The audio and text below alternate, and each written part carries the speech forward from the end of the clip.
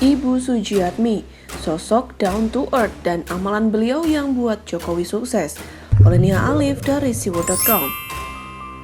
Indonesia kembali kehilangan tokoh yang sangat disegani sebagai ibu kandung Presiden RI yang ke-7. Namanya Sujiatmi Noto Miharjo. Tak hanya ungkapan bela sungkawa dan mendapat banyak layatan, bahkan seorang keluarga keraton membeberkan cerita tentang beliau yang down to earth.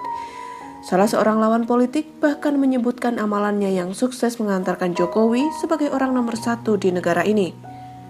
Sayangnya, banyak rakyat biasa yang justru membuat olok-olok yang berujung dengan kejaran polisi, hingga Alisa Wahid menyindir keras kalau kesempatan mereka untuk meminta maaf langsung terhadap almarhum telah hilang.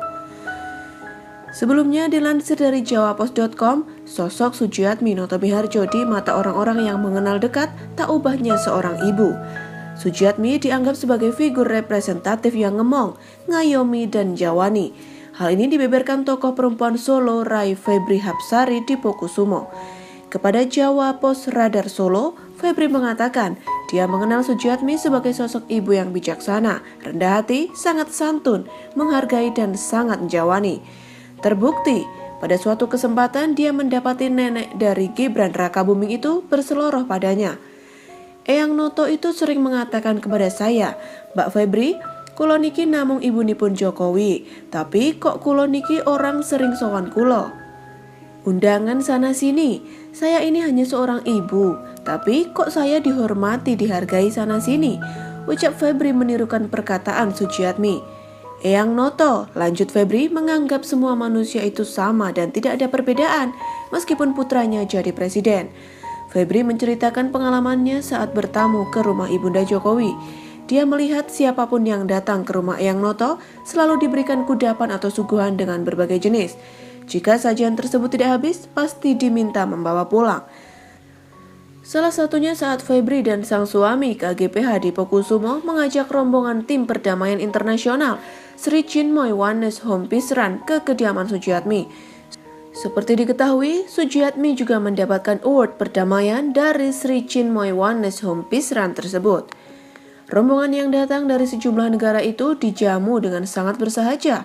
Sujiatmi mengeluarkan suguhan sangat komplit hingga kudapan tradisional. Komplit, pisang godok, kacang, dan itu yang bertamu siapa saja itu sama. Istilahnya orang Jawa itu kabeh saanane ditokne, kata Febri. Kisah lain yang dirasakan Febri adalah sosok Eyang Noto yang selalu hadir jika diundang oleh siapapun, baik itu acara pernikahan, pengajian, atau acara kemasyarakatan lain. Ibunda Jokowi tidak pernah membatasi pergaulan, dia pun sangat menghargai siapapun yang datang memberikan undangan ke kediamannya. Eyang itu tidak bisa menolak jika ada undangan. Kata Eyang, "Mbok gangsal undangan saya datangi sedanten, dan itu pun gak cuma datang kemudian foto-foto terus pulang seperti pejabat. Beliau duduk sampai selesai," terangnya. Selain cerita Eyang Noto yang down to earth dari tokoh setempat, ada cerita menarik lain yang justru dari tokoh yang biasanya kontra. Dia adalah Haikal Hasan. Selain mengucapkan bela sungkawa, Haikal juga menuliskan amalan Ibunda Jokowi untuk kesuksesan anaknya. Ibunda Pak Jokowi wafat. Turut berduka cita, beliau ajarkan baca kulhu 100 kali sehari untuk kesuksesan anaknya. Saya dengar langsung cerita ini dari orang terdekat. Mungkin ini salah satu kunci sukses dunianya. Al-Fatihah, tulis @Haikal Hasan. Innalillahi wa inna ilaihi roji'un. Soal kulhu itu dibacakan setiap malam saat tahajud. Al-Fatihah, I hope. #keep strong my president, tulisnya @Haikal Hasan kembali. Jujur, ucapan bela sungkawa dari tokoh yang selama ini kontra menjadi angin segar sendiri.